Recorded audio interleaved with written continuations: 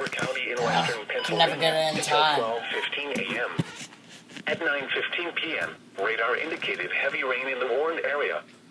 Flash flooding expected. Can never get it in Estimated time. rainfall up to 2 inches. Additional rainfall up to 1 inch. Some locations that may experience flooding include Aliquippa, Minneca, Economy, Ambridge, Beaver, Baden, Oviedo, Harmony Township, Midland, Industry, Shippingport, Conway. This includes Interstate 376 in Pennsylvania between mile markers 39 and 49. Turn around, don't drown. Most flood fatalities occur in vehicles.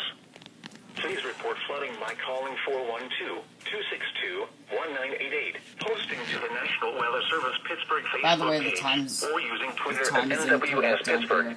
It's not 2:04 a.m. At 9 p.m.,